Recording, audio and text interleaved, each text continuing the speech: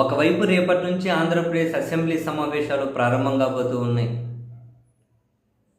And Jaganmohan Reddy గారు వాళ్ళ party దమ్ముండి అసెంబ్లీకి రావాలి అని అధికార పక్షం వైపు నుంచి ఛాలెంజులు వినపడుతూ ఉన్నాయి. ముఖ్యమంత్రి గారి దగ్గర నుంచి స్పీకర్, డిప్యూటీ స్పీకర్ గారి వరకు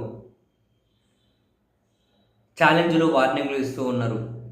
రావాలని పాలకులు ఛాలెంజులు, రాకపోతే నీ ఎమ్మెల్యే గిరిపోతుంది, ఉప ఎన్నికలు వస్తాయని చెప్పి స్పీకర్, డిప్యూటీ స్పీకర్ వార్నింగులు.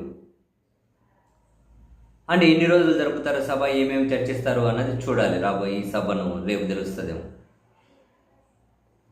ఈ క్రమంలో ఇటు జగన్మోహన్ రెడ్డి గారు అసెంబ్లీ సమావేశాలకు హాజరు కావడం మీద ఇప్పటి వరకు ఏం చెబుతూ వచ్చారు? మేము ఉన్నది ఒకటే పార్టీ అసెంబ్లీలో, ప్రతిపక్షంలో. ఆ పార్టీని ప్రతిపక్ష పార్టీగా గుర్తించి నాకు ప్రతిపక్ష హోదా ఇస్తే చట్ట ప్రకారం మాకు రావాల్సినంత టైం వస్తుంది, కాబట్టి ఏ అంశం మీదైనా చర్చించడానికి మేము సిద్ధంగా ఉన్నాం.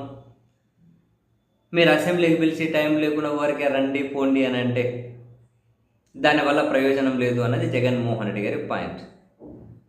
ఈ క్రమంలో ఈరోజు శాసనసభ, శాసన మండలి సభ్యులతోటి ఒక కీలక సమావేశాన్ని పోస్ట్ లంచ్లో ఏర్పాటు చేశారు జగన్మోహన్ రెడ్డి గారు.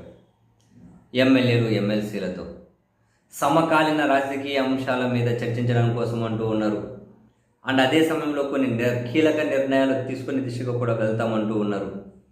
మరి ఈరోజు జగన్మోహన్ రెడ్డి గారు ఏం నిర్ణయాలు తీసుకోబోతున్నారు, ఏం తేల్చబోతూ ఉన్నారు? అసెంబ్లీ సమావేశాల ముందు వాళ్ళ పార్టీ ఎమ్మెల్యేలతో, ఎమ్మెల్సీలతో సమావేశం కావడం వెనక వ్యూహం ఏంటి? వాళ్ళతో ఏం చర్చించబోతున్నారు, ఏం నిర్ణయం తీసుకోబోతూ ఉన్నారు?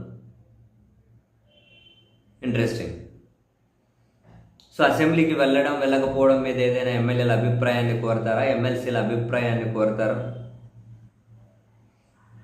ఎమ్మెల్సీలు వెళ్తారేమో అసెంబ్లీకి, మండలికి, ఎందుకంటే అక్కడ వెళ్ళే బలంగా ఉన్నారు కాబట్టి ఎమ్మెల్సీలు వెళ్తారు. చట్ట ప్రకారం వాళ్ళకి రావాల్సిన టైం వస్తుంది కాబట్టి. మరి శాసనసభకు, అసెంబ్లీకి వెళ్ళడం మీద ఎమ్మెల్యేల అభిప్రాయాన్ని ఏమైనా తీసుకుంటారా? ఓవరాల్గా ఈ సభ హాజరు మీద ఏమైనా నిర్ణయం తీసుకుంటారా?